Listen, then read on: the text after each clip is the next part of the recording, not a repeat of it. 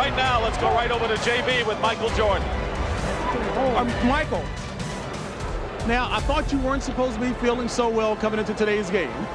You know, a lot of people put a lot of pressure on me, and I still couldn't concentrate and make my free throws.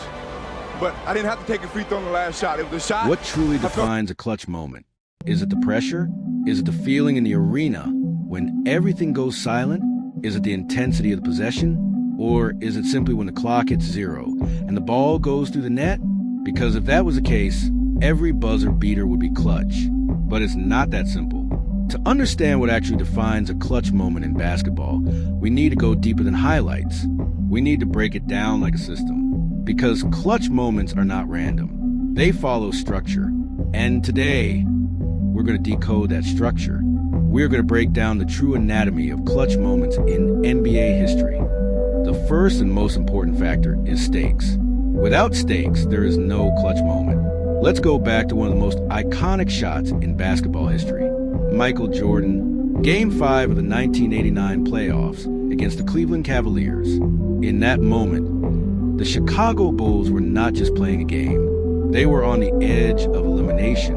One loss, and their season ends. One loss, and the narrative of a rising dynasty collapses. One loss, and the legacy we know today may never even exist.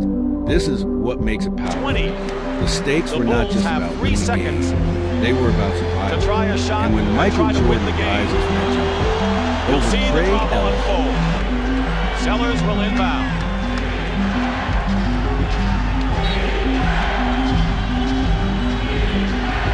Sellers has Jordan. Jordan with 2 seconds to go. Puts it up and scores! the ball hangs in the air. Time slows down, and then it drops. Game over. This wasn't just a basket. It was a timeline shift in basketball history. That is what stakes do. They transform a simple shot into a defining moment. But stakes alone are not enough. There's another layer. The second criterion is pressure. And pressure is not just noise from crowd. Pressure is psychological weight. It is the feeling that everything is compressed into a single action. And no moment represents this better than Kyrie Irving in Game 7 of the 2016 NBA Finals. Let's set the scene. Cleveland versus Golden State. Game 7. Final minutes. Tie game. Everything is on the line. If Cleveland loses, LeBron James' historic comeback collapses. If Cleveland wins, they complete the first 3-1 comeback in NBA Finals history. Now imagine the mental weight of that possession. Every player on the floor knows this could define everything. And then Kyrie Irving steps up. Stephen Curry, one of the greatest shooters ever. Irving puts it up. It's good! Kyrie Irving from downtown! And the Cavaliers by 3! Irving raises up, contested 3 is up and good for Kyrie Irving! Wow. 92-89. Picked up by Steph Curry, 6 to shoot. He's at the right point. He stutter steps. He launches a 3. Hey! Nailed it! 53 seconds to go. Cavaliers 92, Warriors 89. Irving has 26. Oh, what a clutch shot for the fifth-year man out of Duke. Stephen Curry, one of the greatest shooters ever, is guarding him. No hesitation. No panic. Just isolation. A step back. A release. Swish. That shot didn't just win a game. It sealed a championship. It ended a narrative. It changed legacy discussions forever. This is pressure at its highest form.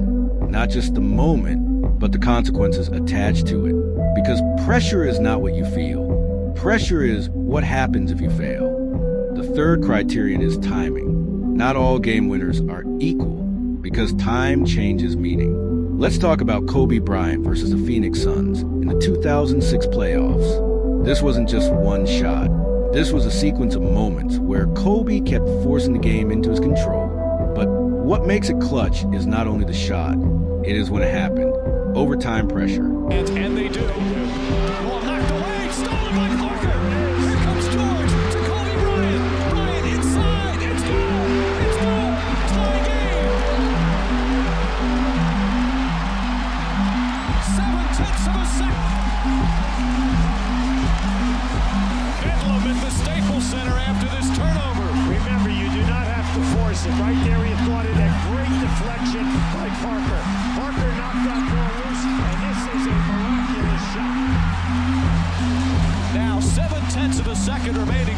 Suns with the timeout can advance the ball to the front court. That's plenty of time to get off the shot. Absolutely. Plenty of time, Mike, to make a catch, turn, and shoot. Big thing right here is once again, Seconds. Bryant for the win.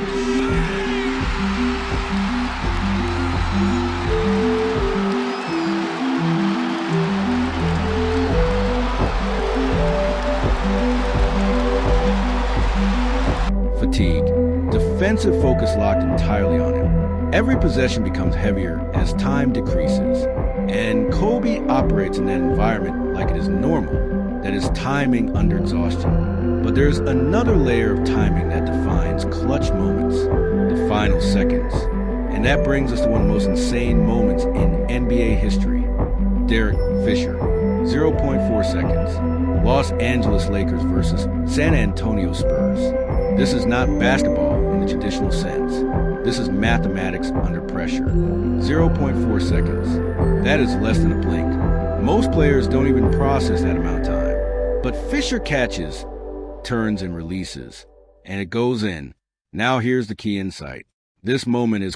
Ginobili will inbound to Duncan. He gets doubled. Shaq all over him. He gets away, a fadeaway. He makes it with 4:10 left. Unbelievable. Unbelievable. 4:10 remaining in the fifth game. Here they go. They get it to Fisher. He scores! Derek Fisher scores at the buzzer. We got to take a look at it, but I got to tell you, live, it looked good. You know, at the risk of being a shill, now I know why they say, we love this game. We love this game. What just on. Most players don't even process that amount of time. But Fisher catches, turns, and releases. And it goes in. Now here's the key insight. This moment is clutch not because of the shot itself, but because of the impossibility of time. The lower the time, the higher the pressure density. And in this case, time itself becomes the opponent. So now we can finally answer the question. What truly defines a clutch moment? It is not just a shot. It is not just a reaction. It is not even just the buzzer. A true clutch moment is defined by three things: stakes, pressure, and timing under extreme constraint. When all three combine, basketball stops being just a sport. It becomes a psychological test, a test of decision-making under collapse conditions. And that is why moments like Jordan's shot, Kyrie's dagger, Kobe's dominance, and Fisher's impossible release are not just highlights. They are case studies in human performance under maximum pressure. Because in basketball, clutch is not something that happens at the end of the game. Clutch is what happens when everything is taken away except the decision and the execution